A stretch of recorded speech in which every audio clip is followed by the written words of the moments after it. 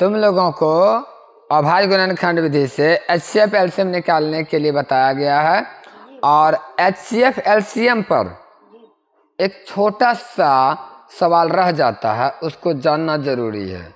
ठीक है, तो चलो पहले उसको जान लो। देखो, मान लो दो संख्या है अपने पास। एक संख्या है, एक सवाल है जो 18 तथा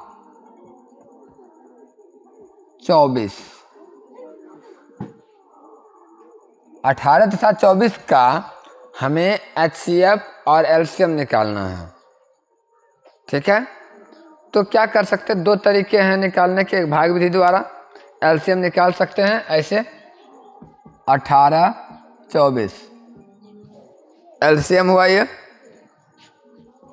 18 24, ये HCF हो गया। सही है, लेकिन हम एक बार में ही अगर निकालना चाहेंगे तो क्या होगा, अभाज्य गुणनखंड विधि द्वारा निकालेंगे ना। तो समझो, एक साथ ही निकालना है। 18 का कर दो अभाज्य गुणनखंड और 24 का भी कर दो अलग में अभाज्य गुणनखंड। 2 नंबर 18, 3 3 9, फिर 2 से 12 दूना 24, 2 से 2 6 12, 2 3 6। ठीक है, अब एक काम करो, इस सब को लिखो। 18 के बराबर में 2 गुना 3 गुना 3, ये अभाज्य गुणनखंड हुआ। फिर 24 का लिखोगे तो कितना लिखोगे, 2 गुना 2 गुना 2 गुना 3। सही है।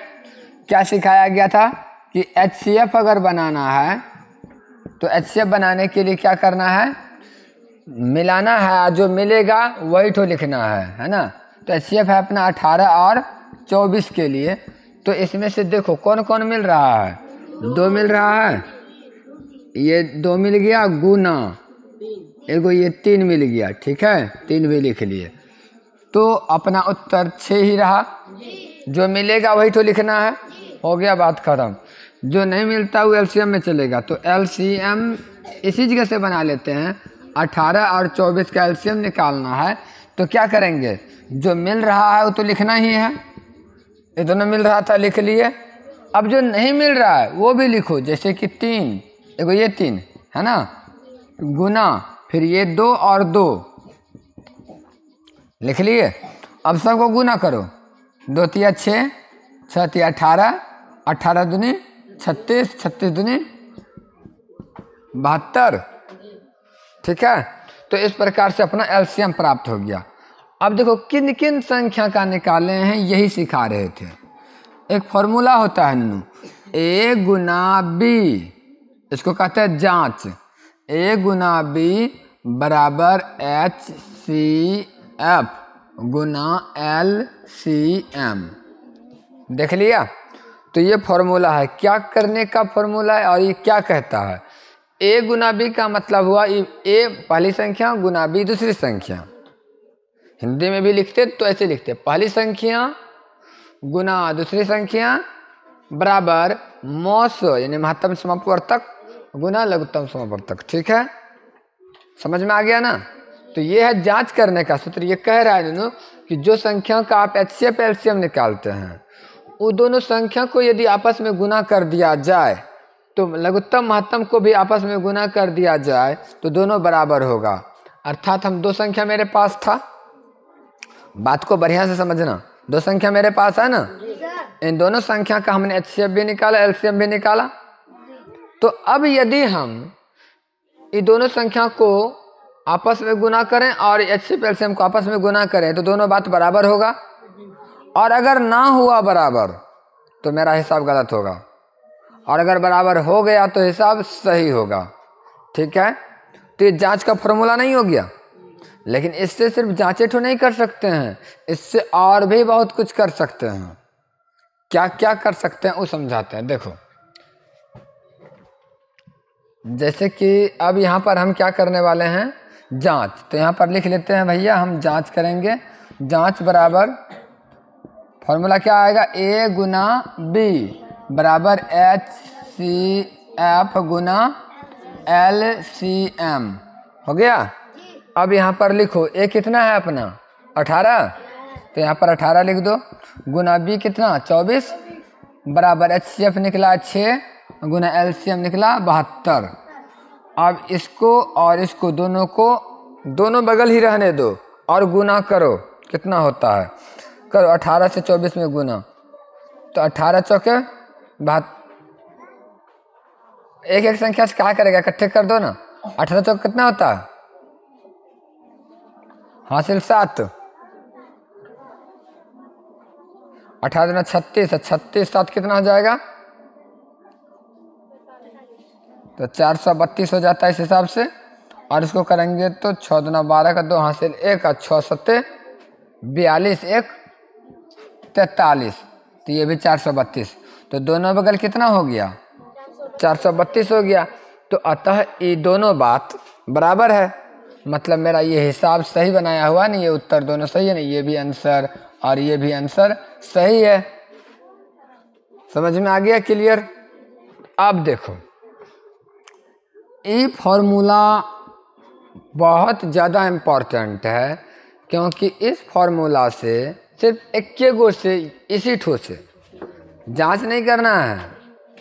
बनाए हैं तो सही है ना, बनाएंगे रहो तुम लोग बनाएंगे तो गलती हो जाएगा। क्या गलती होगा?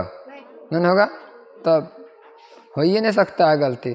तो इसलिए ये फॉर्मूला का उपयोग हम जांच करने के लिए नहीं करेंगे, बल्कि एक काम देखो, सोचो कि तुम्हारे पास सब कुछ दिया हुआ है। यहाँ 4 चीज होगा, एक पहला संख्या, दूसरा संख्या, एचसीएफ और एलसीएम होगा, यही तो होगा ना। यदि तुम्हारे पास पहला संख्या ही गायब कर दिया जाए, इस हिसाब का 18 था नहीं, यहाँ वो गायब हो गया, ठीक है। तो 24 है, एचसीएफ 6 है, एलसीएम 72 है। तो बताओ कि जो पहला संख्या था वो कितना था? पहली संख्या ज्ञात करो। सवाल हो गया।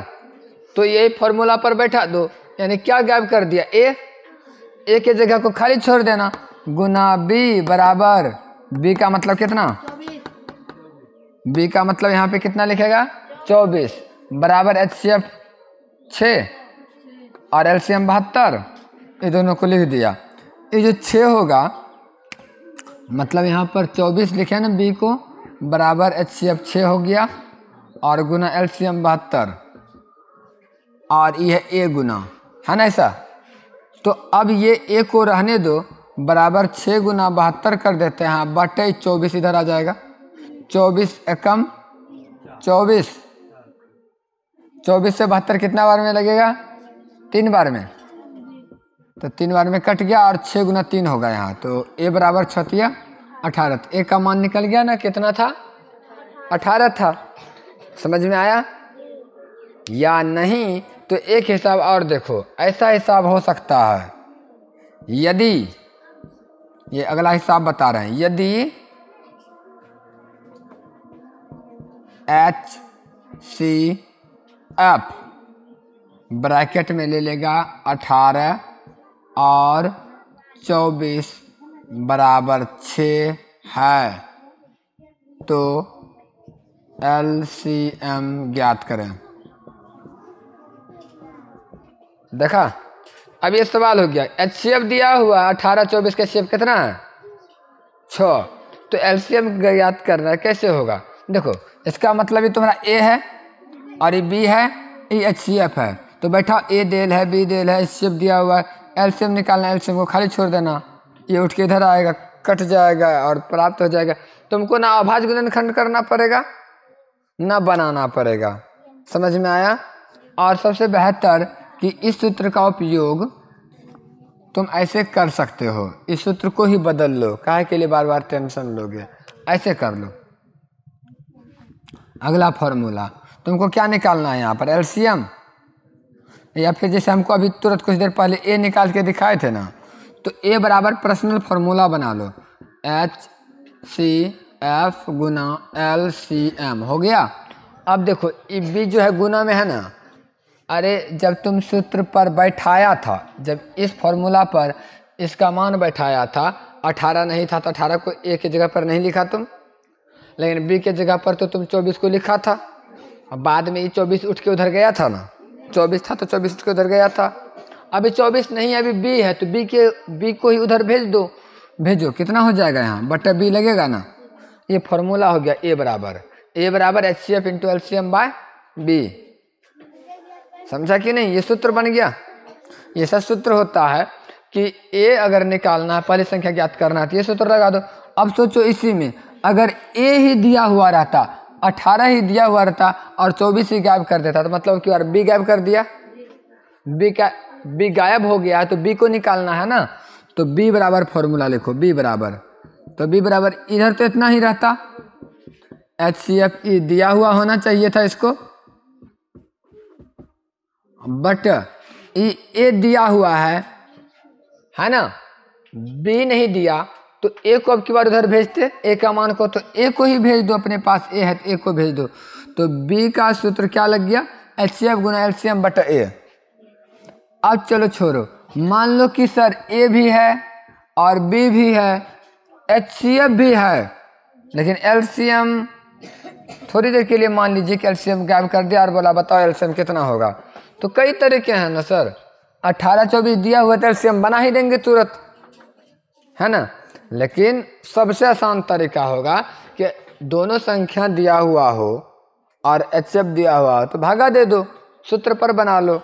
तो क्या करेंगे यहाँ पर हम, किंची गायब किया गया है यहाँ LCM ना, तो देखो इधर से समझो, ई दोनों को उठा के इधर कर लो, ई दोनों को उठा के उधर कर लो, तब HCF LCM पर तुमको समझ में आएगा सूत्र कैसे काम करता है। ठीक है, तो यहाँ पर देखते हैं हम लोग क्या लेने वाले हैं, LCM। तो LCM बराबर क्या हो जाएगा, ए गुना बी बटा HCF। और इसी प्रकार से अगर हम HCF का लिखेंगे तो ए गुना बी बटा LCM। समझ में आ गया सारे फार्मूला? तो ये सभी हो गया सूत्र, और इस पर HCF LCM का सब हिसाब को बनाया जाता है। यहाँ तक अभाज्य गुणनखंड विधि से HCF LCM बनाने के लिए सीख गया। कक्षा 10 का 1.2 में हिसाब आता है ऐसा, और तुम लोग इसको अभ्यास के लिए बना लेगा।